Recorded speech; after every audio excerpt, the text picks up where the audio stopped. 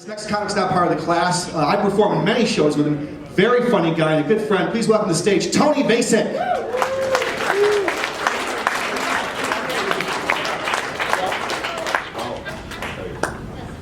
How is everybody doing? Good? Now where's that 50-year reunion high school class? You guys over there? Hey, congratulations, you guys. Now which one of you fine ladies was the slutty one back then?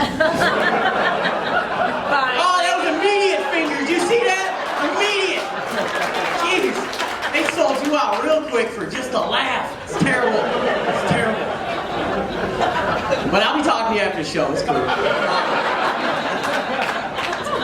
Oh man. You guys being here remind me of like when I used to be in high school. You guys got me thinking about that. And man, high school was like a really embarrassing time back then for like everybody, but guys in particularly, I think. It's like, anybody remember buying condoms their first time? Remember that? This guy does. I know he does. Like, it was like the most embarrassing thing ever. But like, if you're not embarrassed, you gotta like have a superpower, I think, because like, that's terrible.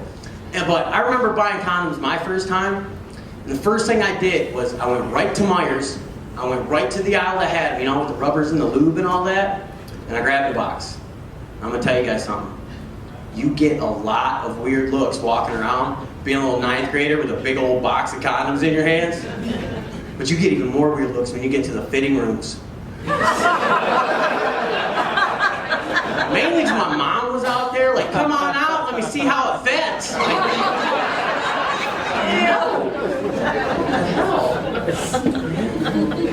you know, that's really great. You guys are all still with each other, still talking to each other. Because I don't really hang out with too many of my high school friends anymore, except for my buddy Dan.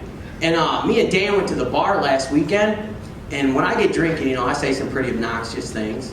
You know, and I made this guy mad, and he wanted to fight me.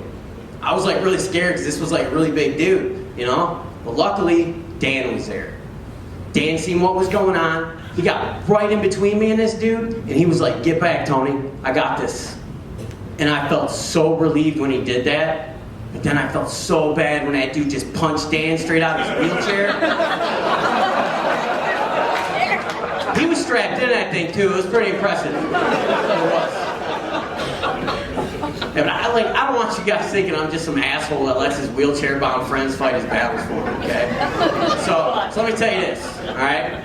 The girl that picked Dan up off the floor when I ran out of there all scared, she took Dan home and gave him the best sex of his life that night.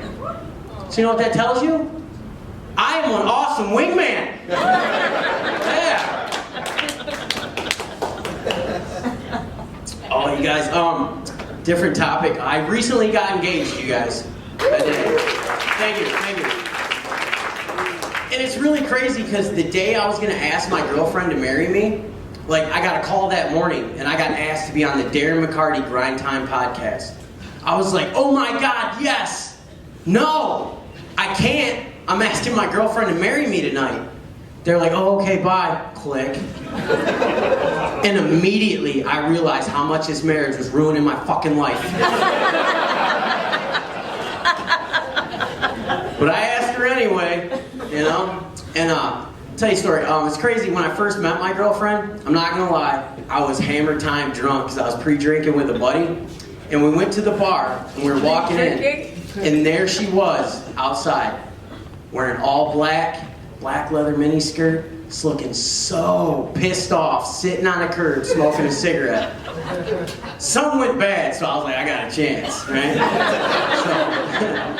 So like, I went up to her, I said some things, I don't remember, but apparently I got her number. So 4 years later, I took her to that exact same spot where I met her, and I popped the question.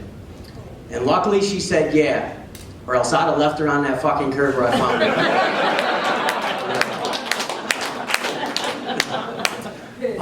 After I asked her to marry me though, she told me, she was like, you know, if I ever catch you cheating on me, I'm gonna cut your dick off. And like, I wasn't really scared or nervous about it until I found that one in her dresser.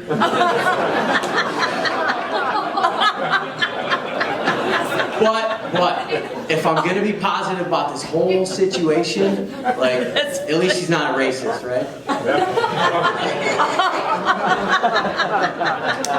Apparently she's into very large, hot pink men that can vibrate. I don't know where the hell she finds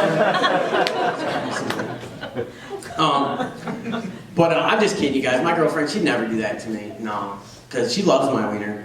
She does.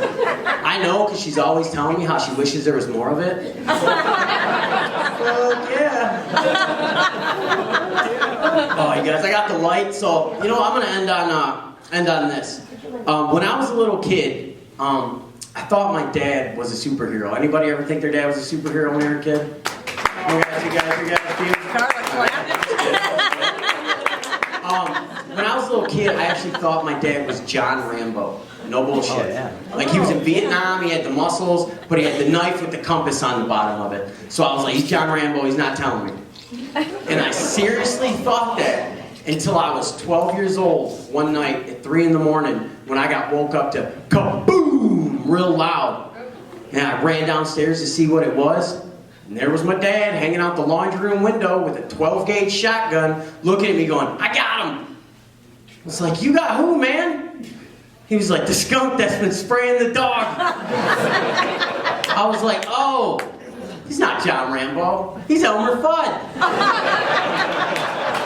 All right, you guys, thank you very much.